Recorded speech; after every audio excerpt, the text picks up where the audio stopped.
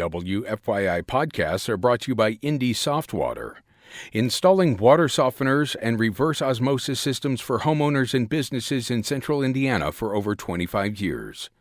The softest, cleanest water begins with Indy Soft Water. More at indysoftwater.com.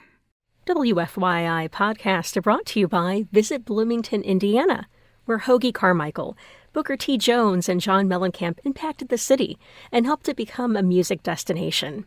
Bloomington is home to a variety of musical artists, live music venues, and hundreds of annual music events. More information at musicbloomington.com.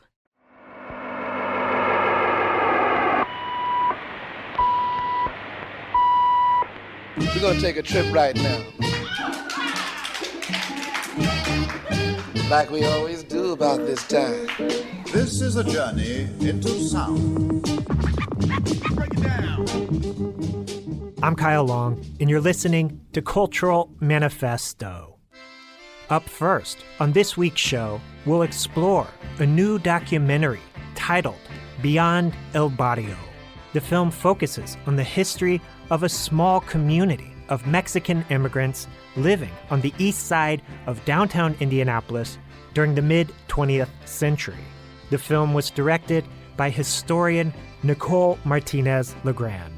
Nicole is a multi-collections curator for the Indiana Historical Society. Because they were surrounded by their culture, their language, their food, that kind of lifted the veil of what reality was around them. And on the second half of the broadcast, we'll listen back to my 2019 interview with the musician Rick Espinoza. Rick grew up in the El Barrio neighborhood of Indianapolis. Everybody enjoyed the music. Black people heard it, they loved it. Anglo people heard it, and they loved it. I never heard anybody ever say, I don't like that kind of music. Everybody loved Spanish music. But first, let's join my conversation with Nicole Martinez-LeGrand. Nicole, thank you so much for being here, and congratulations on the release of your new documentary film, Beyond el Barrio. Thank you so much. Nicole, this film is a byproduct of your work for the Indiana Historical Society, where you're a curator. Yep. You've worked there for 8 years. Before we talk about the film, is that correct, 8 years? Well, this summer it will be 9, but 9 years, technically, okay. Yes, 8. Yeah. Before we talk about the film, tell us a bit about your interest in history. Did you grow up having an interest in history? What drew you to this work? Absolutely. I've always had an interest in history, initially art history. My first Latina teacher in middle school really encouraged us to write about our interest. I wrote about the NEA in the early 1990s and the possible defunding due to an LGBTQ artist, from somebody from that community. I went to Catholic school, so that pretty controversial at that time.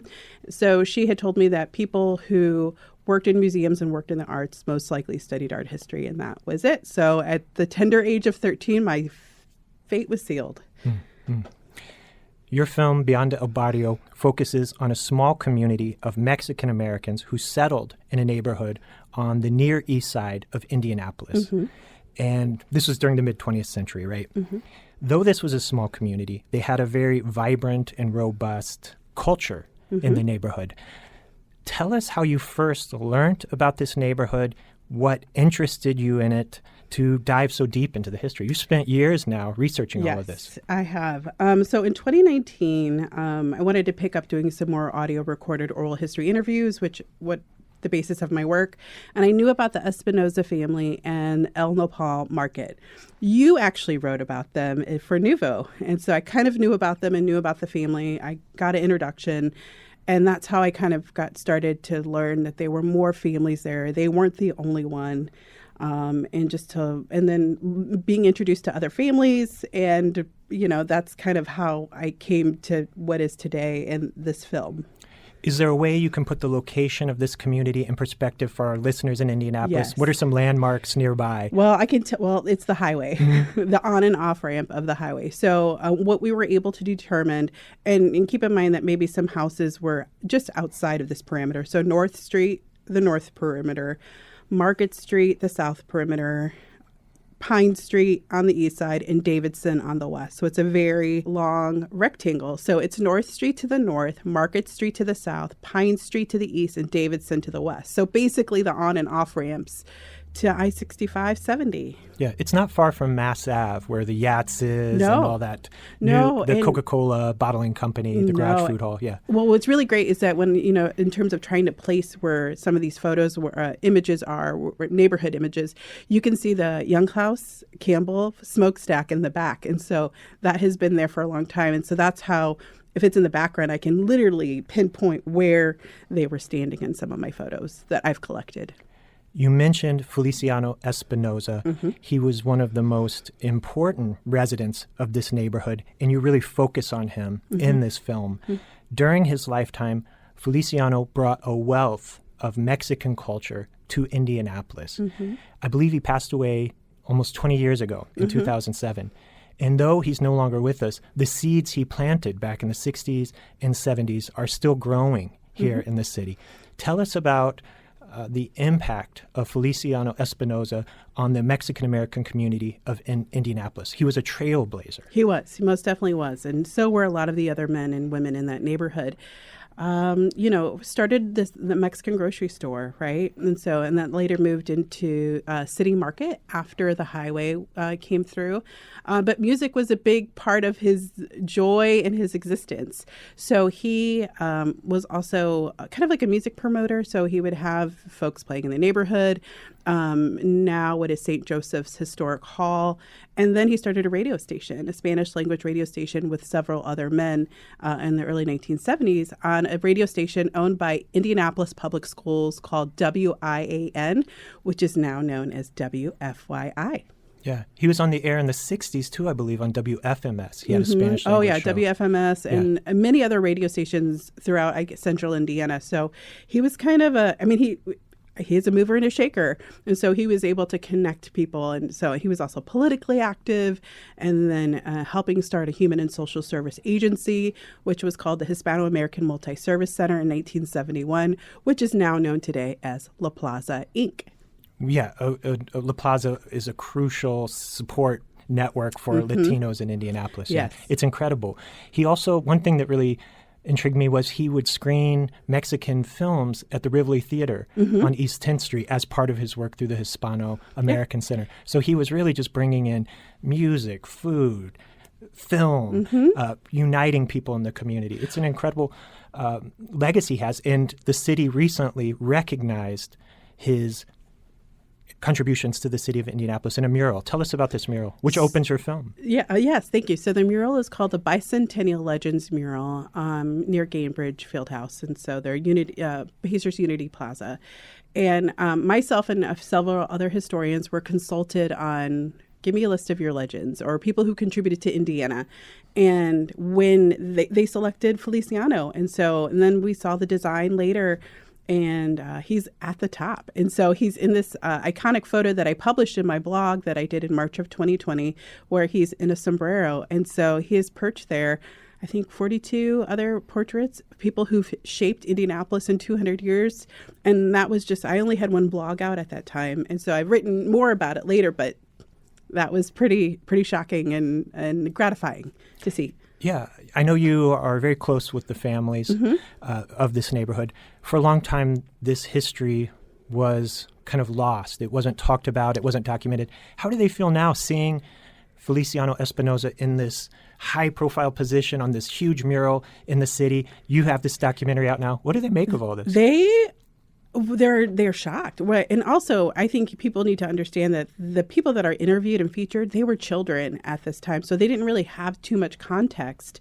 And so I'm talking about their parents and their parents' friends as well. And so I think they're just they said, after the first blog, they're like, I feel seen. And so I have seen mentions of this neighborhood and like other transcripts. And they're like, there used to be a neighborhood here. And then nobody really wanted to call it what it was. And just we're just almost like dismissive of it. So writing that blog in 2020 really gave that place a name and an identity. And then there was a private Facebook group started where everybody started to join and share their memories and photos. And it was just really great. And all these people still live in Indianapolis, so they're not gone.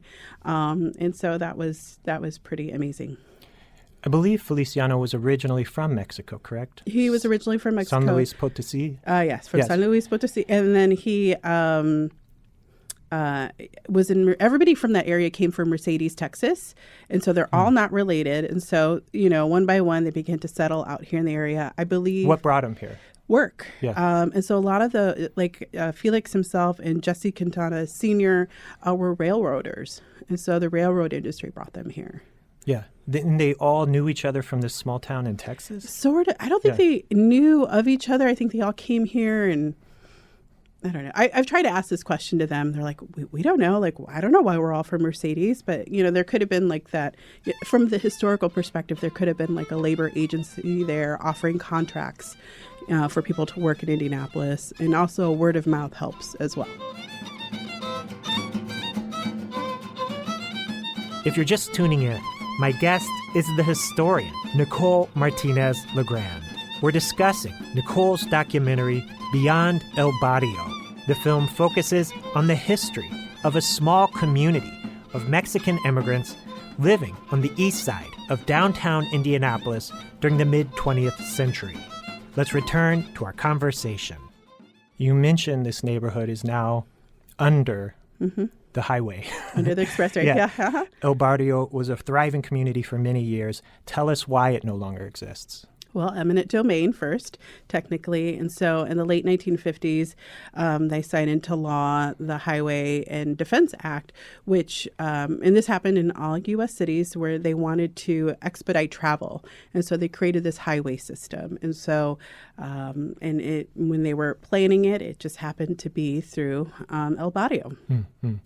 And the families just dispersed to neighborhoods throughout the city. Was there another sort of area where they all dispersed. Collectively lived? Yeah. They didn't. Some lived in Arsenal, I think Arsenal Heights, near Arsenal Tech High School, Little Flower, and then the Espinozas owned a house that they rented out on Highland Street near, I don't want to say Dorman Street neighborhood, but kind of in that area, Highland Park.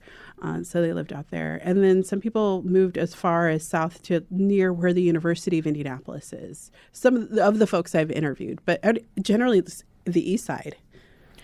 In your relationships and conversations with these families, I'm curious if you ever got any sense of how they were perceived by their black and white neighbors in the city.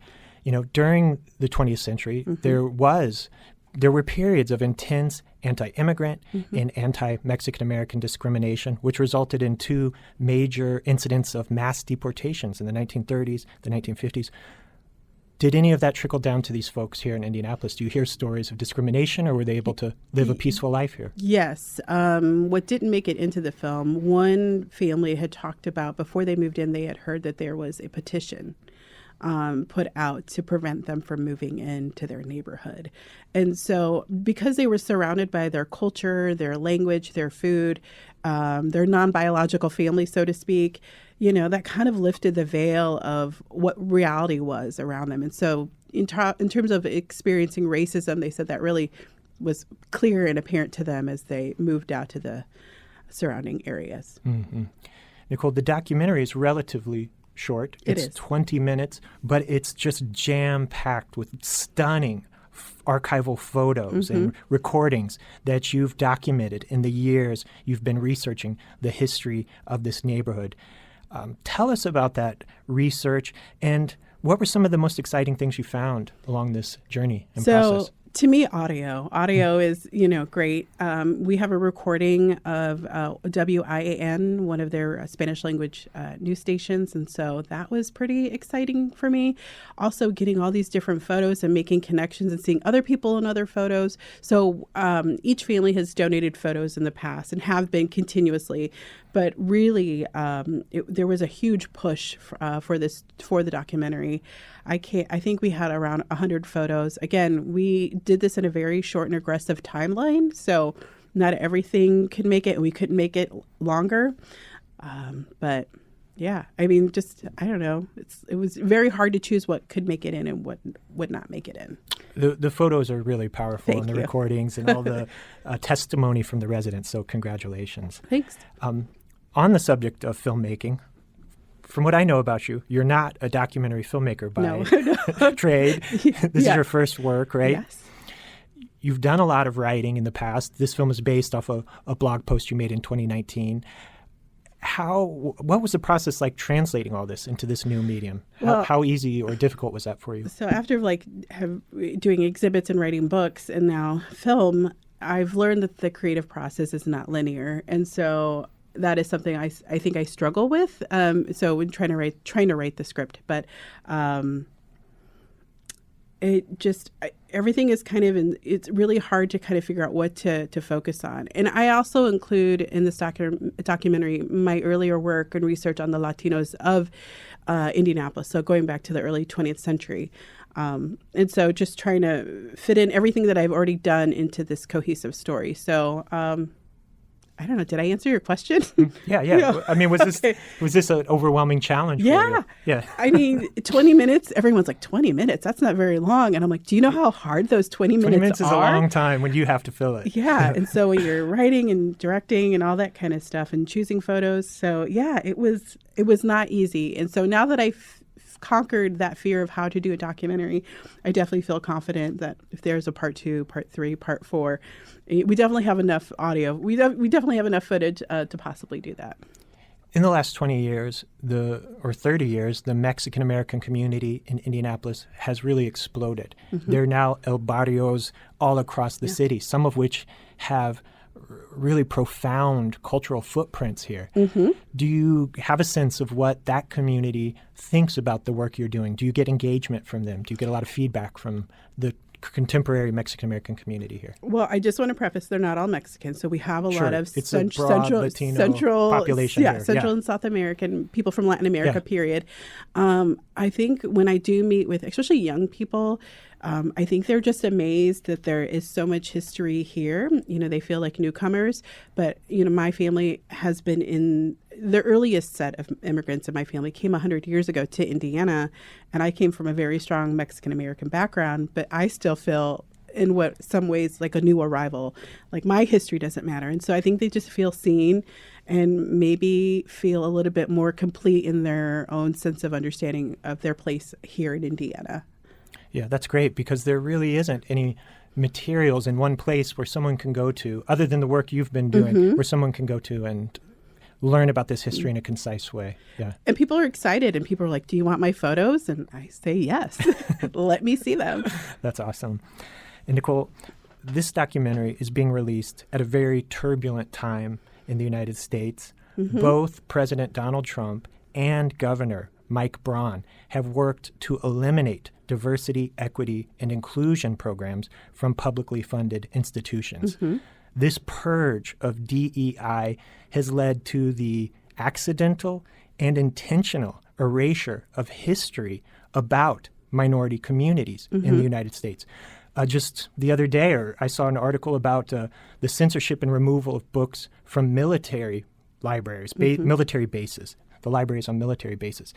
They took out books on the Holocaust in Maya Angelou's I Know Why the Caged Bird Sings. We heard about the Pentagon accidentally deleting web pages about the Navajo Code Talkers and the Tuskegee Airmen, among many other subjects. Some of those have been restored. How do you feel releasing this film during this moment where some people don't think this is a good thing to talk about this history? Well, what I will say, this is not my first rodeo. So when I started this job in 2016, there was another presidential election happening. And so I was my work and myself were relatively unknown. And that posed its own challenges. And so here we go again, right? And so I have already been a little battle worn from that. I did not feel undeterred to not do my work. Indianapolis, or the Indiana Historical Society, is a private not-for-profit, and we don't get a lot of federal funding, so we get a lot of private funding, so in which that still continues to support my work. And I don't know what else to say, but in terms of, I've always felt very strongly about my work, and I think that now more than ever, this history is important to people to understand and learn about and not to forget. Yeah. Thank you for sharing that. This is a simple question to No, follow it's that up. I know you have a premiere on May 1st, but this is going to be available for everyone to watch for free in the privacy of their own home. Tell us where folks are going to be able to see this. You can find it on YouTube on May 2nd, Friday, May 2nd, and the next day. A lot of my work is publicly available. I write a lot, as you know, for the Indiana Historical Society blog, and I've written a couple articles for Mirror Indy. And so I make my work free and not behind a paywall, so it can be found. I just worked with some researchers from Mexico City this past week who found my work and wanted to come to Indianapolis, to come to Indiana to do their own research, because they were like, we had no idea Mexicans existed in Indiana, much less the Midwest. That's very cool. Yeah. Congratulations on all of that. Thanks. If our listeners want to learn more about this history of Latinos in Indiana, they should check out your 2022 book, co-authored with Daniel Gonzalez, Who's Your Latinos? A Century of Struggle, Service, and Success. Yes.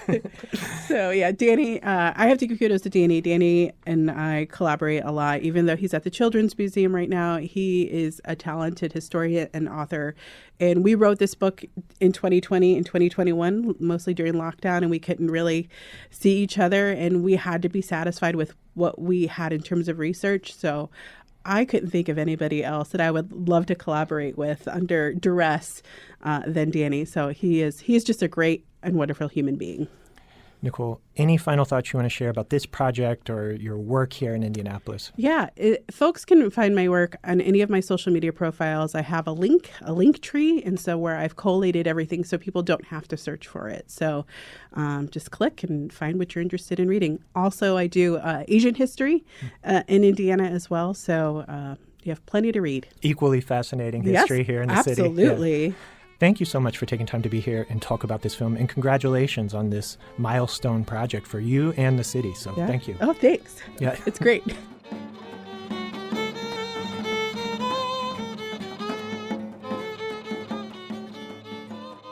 We've been listening to my recent conversation with historian Nicole Martinez-LeGrand.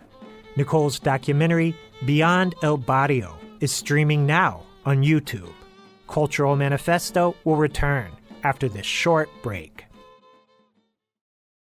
WFYI podcasts are brought to you by Indy Soft Water. Installing water softeners and reverse osmosis systems for homeowners and businesses in central Indiana for over 25 years. The softest, cleanest water begins with Indy Soft Water. More at indysoftwater.com. I'm Kyle Long, and you're listening to Cultural Manifesto. Up next, we'll continue our look back at the Indianapolis neighborhood known as El Barrio. The musician Rick Espinoza, also known as Ricky Lee, grew up in El Barrio. His father, Feliciano Espinoza, was an influential figure in the neighborhood. In just a moment, we'll listen to my 2019 conversation with Rick. But first, I caught up with Rick after a screening of Beyond el Barrio at the Indiana Historical Society, and he shared his reaction to the film. It's an emotional honor. It's an emotional honor for everybody. I know my sisters, my family, all my friends, all the people that we grew up here that were here, Maria and Quintana and Carlos Quintana and everybody. I know to hear their father's voice on the video, and to see our father's pictures and my mom's picture on that video, it's just an emotional, exciting feeling. Let's listen back to my 2019 conversation with Rick Espinoza as he recalls growing up in El Barrio. What brought your family to Indianapolis? Were they born here? My father migrated here back in the late 40s. Yeah. And start working with the railroad, or start working as a chef. I think he was a chef first because there was a restaurant right on the corner of Pine Street and Market Street. I remember even as a little kid, when I was that little, looking down the street to see the downtown area. It wasn't nothing like it was now. But I could barely make out the buildings, and and they weren't that tall like they are now. But and my dad, the restaurant was called Zapp's Restaurant, and we lived in like a boarding house or rooming house apartment. It was a small apartments, and there was several families that lived there. And right across the street in front of us was the restaurant, right on the corner of Pine and Market Street. What was your parents' background? Where were they from originally? Mexico. My dad was from Mexico originally. My mother was from Texas. Yeah. What part of Mexico was your dad from? A little town called Cedral in the state of San Luis Potosí, SLP. Yeah. And he was he was known as a vaquero, rode a horse like a horseman, man. He was really good.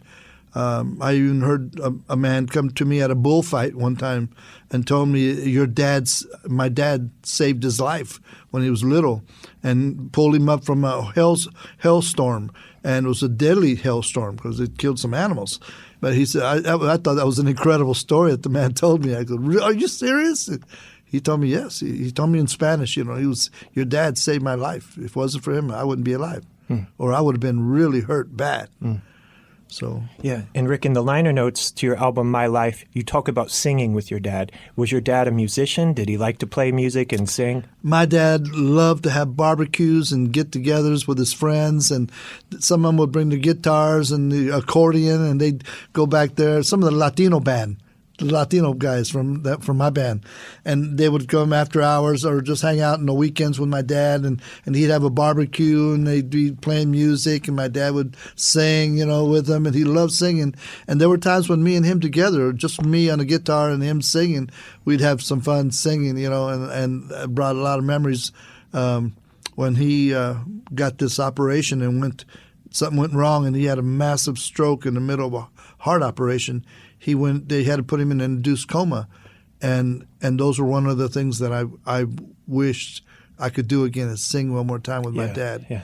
So, what kind of songs did he like to sing? Do you remember any in particular? Yeah, they were mostly Spanish songs, but one of them was one of his favorite songs that when he was in the coma, I would sing to him all the time, and in the morning and the afternoon and the evening before he went to bed and before I went to bed. And it was called El Gorrioncillo. It's about a little lovebird that lost its mate, and it would fly up to branches and sing up to the heavens and to the moon up in the heavens and to its mate that had passed away. And it's a beautiful ballad, Spanish ballad song. Revoloteando en lido restido,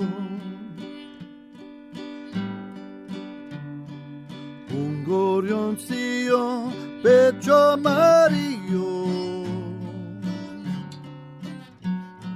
con sus alitas casi sangrando, su pajarillo anda buscando. And Rick, your dad's name was Feliciano? Feliciano. Yeah. Everybody calling Felix. Felix, yeah. Nicole told me he ran one of the first Mexican grocery stores in Indianapolis, if not the first. Is that correct? Yeah. It was the only one that we ever knew of, and that my father said, this is the first Mexican store in Indianapolis. He goes, there's no other store. There's no other store. And everybody was coming to my father's store. It was on the corner, one house off the corner of Davidson and North Street, just east of Davidson. And what was the name of the store? El Nopal Food Market, which means the cactus food market. In what years was El Nopal in operation? I believe it was around 1960 through 67, because around 68 the highway was written. They were tearing all the houses down, and I mean, my dad held out to the longest, and you could stand on New York Street and look all the way down all the way back probably 5 blocks. Everybody's house was completely leveled, and you could see nothing but my dad's house. Our house was sticking out over there, and it just, we finally moved, but we stood out the longest. There was nobody else there. Everybody was gone. And we had to go. I mean, a lot of the Hispanic families, there was probably 6 or 7 Hispanic families that lived in that section where 65 went through. And when they went through, everybody just scattered all over. It was like an explosion. Everybody went every place. Did your dad reopen after the? No. Yeah. Well, he opened a stand at the city market for a while, and everybody was doing their own thing. By that time, we were either going in the military or just in music or just doing different things. Everybody had, different things that they want to do. They didn't want to follow, and they should have.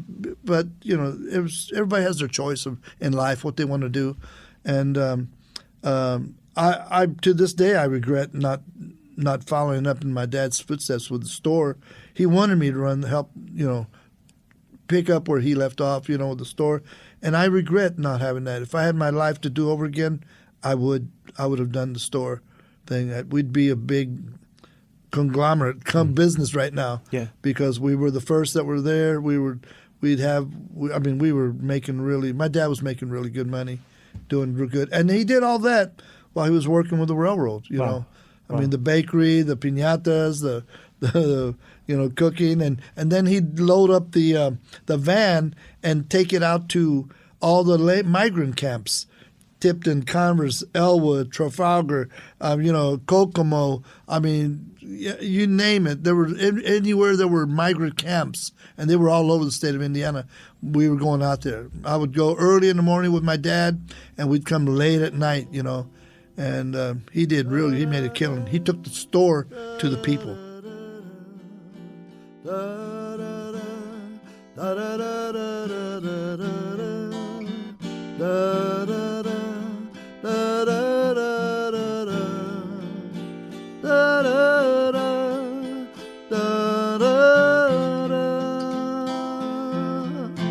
Tanto tiempo disfrutamos de este amor, nuestras almas se acercaron, tanto así que yo guardo tu sabor. That was Rick Espinoza performing Sabor a mí. Let's return to my conversation with Rick as we discuss his early years in music. During the 1960s, Rick played drums in a local Mexican band called Los Latinos. And Rick, when did you get involved in music? Because you were making music as a youngster with Los Latinos, right? That group started when you were probably just a teenager. I'll tell you what happened. I had a natural knack for tap dancing, but I wasn't a big tap dancer. I mean, I was getting this beat with my feet, and I would be sitting down. And I got in trouble so many times at school that one day I got warned, and then I couldn't help it. I started doing this tap dancing. I just couldn't stop it. It's like, stop it. You're telling your feet to stop, and they keep doing it, And they sent me home. And when my mom told my dad that they had sent me home because I was tap dancing my feet, my father, I thought, was going to give me the beating of my life. I thought he was going to spank me, whip me, and chase me around the house because I knew he'd be really mad. But instead, he got me in a car, and he took me to Arthur's music store. And he said, "Come on." I was wondering what's he doing here, And I remember Mr. Arthur back then and greeting him there, and he greeted us, and then my dad took me straight to where the drums are. He said, "All right, pick a set of drums." And I said, "Really?" And he says, "Pick one out now." And so I picked out this white pearl royal drum set. And I thought he was kidding me, And he paid for it. And we loaded up and brought it back in the station wagon. And he said, "Now listen, if I ever hear that you got in trouble tap dancing again, I'm going to sell your drums to somebody." And that took care of my tap dancing habit. I never tap danced again. It never happened. I became a drummer. I took all the drum beat and put it into the drums. And within a week, I was playing for a grown band, Los Latinos. Yeah. How old were you when you got the drum set? I was just in this, I think, 7th grade. Wow. I was just in the 11, 12 years old, somewhere around there. Yeah. And right away, you were recruited into this group, Los Latinos. Yeah. Tell me about this band. Within a week and a half or 2 weeks, these guys said, we need a drummer. you got the drums, And so we started rehearsing at my house, and we started playing the music, the accordion. And I was familiar with the music, so, it came real easy, So that's how I became the drummer. And we played for almost 9 years, playing the drums. Yeah, I was all the festivals and all the dances, the weddings, even my sister's wedding reception. We played at a lot of parties and stuff. It was a lot of fun. From what I've seen in my research, the band stretched from at least 1964 to 1975. Those were the earliest and latest dates I could find information on. Did you join in 64, or was it a little later on? No, actually, in 64, let me see, there was they had other bands that were. Oh, you're talking about just Latinos? Yeah, Los Latinos. Yeah. They had other guys that were there, but them guys were just almost seasonal. They were there one time and then they were gone. And so they couldn't depend on it. Some of these guys that were just migrant workers with a drum set, and they were just leaving, And some of the guys that was all the work they were doing whenever they had a dance and they needed a real job. And sometimes the job took them away, so they couldn't depend on them. So they could depend on me when time came to it. I assume Los Latinos, you were playing like norteño music. What were you playing? Yeah, we played norteño music, Tex-Mex music, Mexican, basically Mexican music too. Polka, a lot of polkas and what they call boleros and cumbias, Wow. And wapangos, what they call wapangos, and that had a different beat, and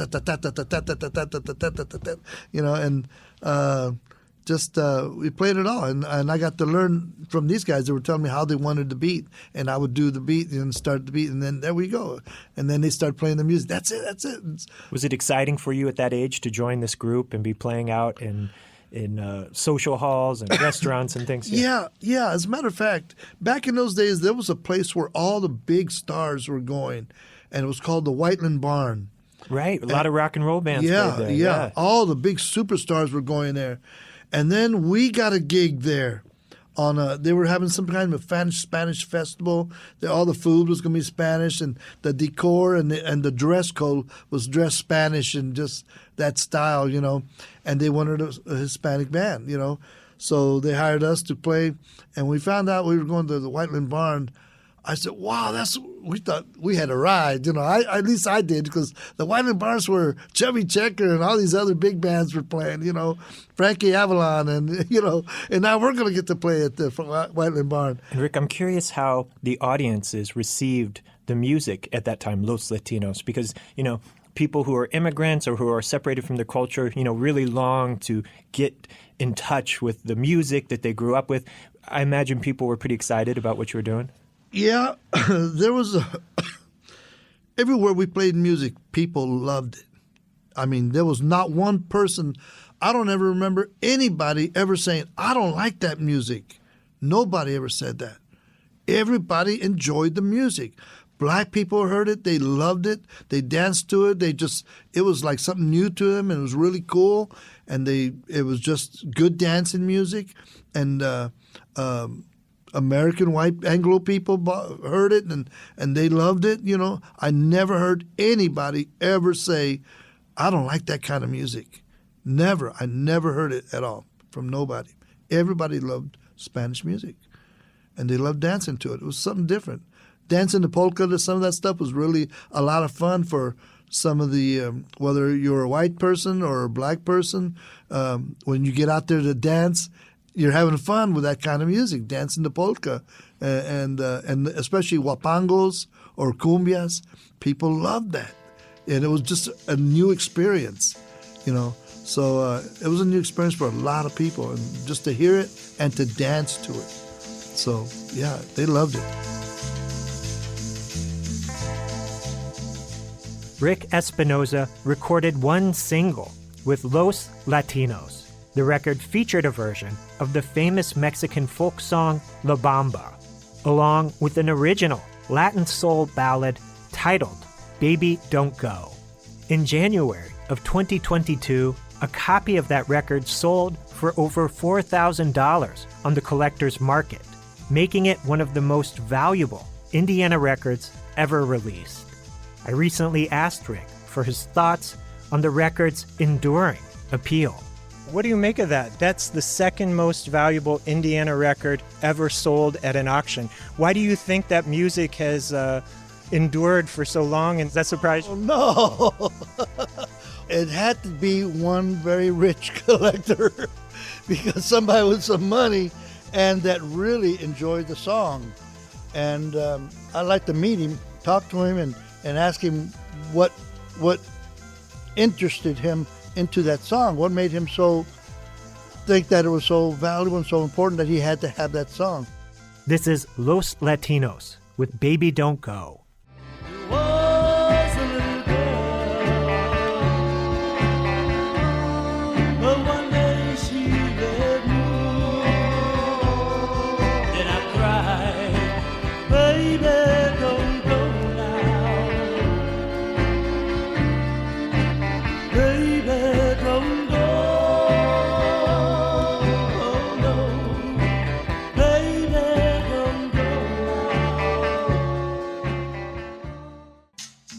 That was the Indianapolis band Los Latinos with Baby Don't Go, featuring Rick Espinoza on drums.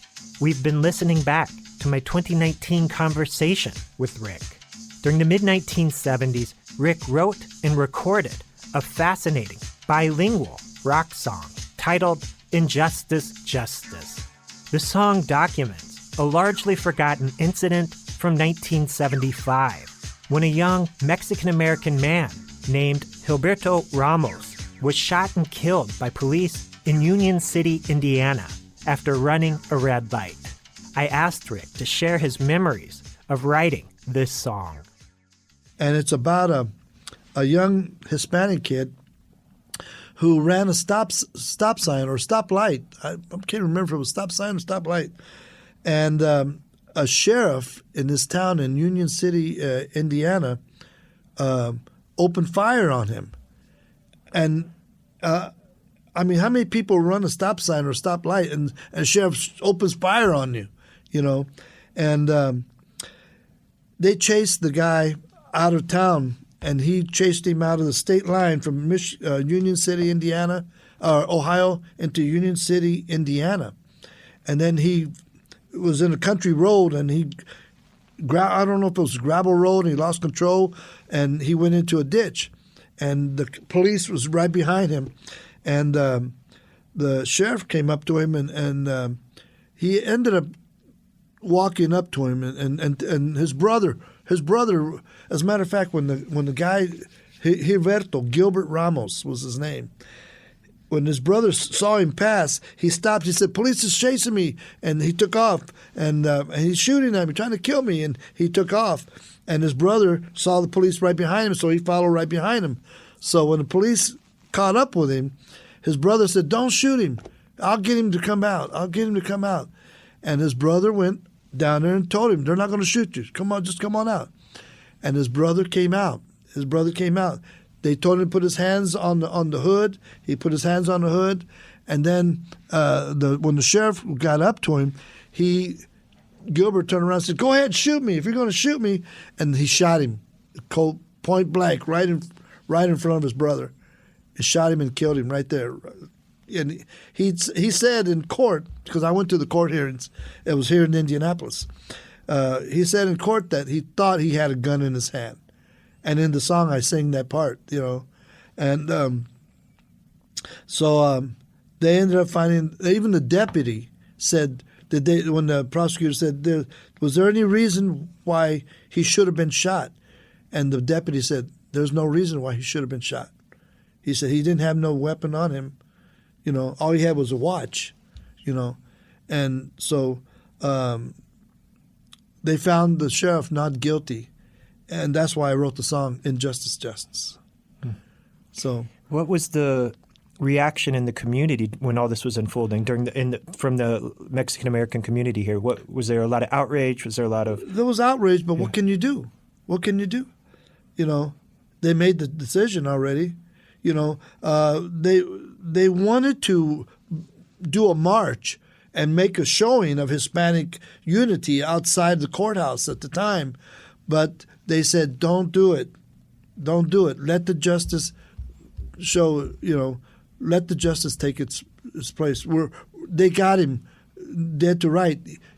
He should be found guilty, but he was found not guilty. And that's what caught everybody off guard. They were probably stunned as I was that he was found not guilty. I couldn't believe it when I heard it, that he was found not guilty. I couldn't believe it. How was your song received in the community here? Did it get a lot of notice? Well, no, it was just a record that we had, and some of the people we gave records to, we sold some of them, but it was it wasn't promoted on radio or anything like that. It wasn't big time professional sound, recording studio musicians or anything like that. And to me, I figured it was just still on the amateur side, of soundtrack recording, with the guys and everything. It wasn't the way I really wanted it. I knew how I wanted it. How I wanted it is how I recorded it on my new album. But this was just, how I wanted it at the time, just with what I had, the musicians that I had. So, but yeah, a lot of people liked it. They liked the song. And I believe I gave one of the albums or two albums to the family. And this song, Injustice, Injustice, you were just so outraged or shocked at this situation that you felt compelled to compose this song. Yes. And I was very much into civil rights at the time. I even marched with the Black Civil Rights March to the governor's office. To the governor's home over on Meridian. There was thousands of people marching down for civil rights back in those days, and I marched with them. Me and my black friends, and we got together, and they were like family to me. And when we found out about that, they said, "Come on, let's go." I said, "Let's go." So it just you had to stand united and make a showing that you cared about civil rights, that you wanted civil rights, that you demanded civil rights, and justice, because there was a lot of civil rights being neglected in those days. This is Rick Espinoza with Injustice, Justice, released under the name Rico in the Mexican Hearts. This kind of justice isn't justice for anything. An innocent man had died, that's why I'm here to sing. And will justice always be this way? I guess it sure in the hell will if the people don't stand up and sing. That was Rick Espinoza with Injustice, Justice, released under the name Rico in the Mexican Hearts. You can listen to my full conversation with Rick Espinoza on the Cultural Manifesto podcast at WFYI.org or wherever you listen to podcasts. And that's all the time we have for this week. Thank you to my guests, Nicole Martinez-LeGrand and Rick Espinoza. It's listeners like you who make this show possible. And you can support this station now at WFYI.org/give. Cultural Manifesto is written and produced by me, Kyle Long. Thank you for listening.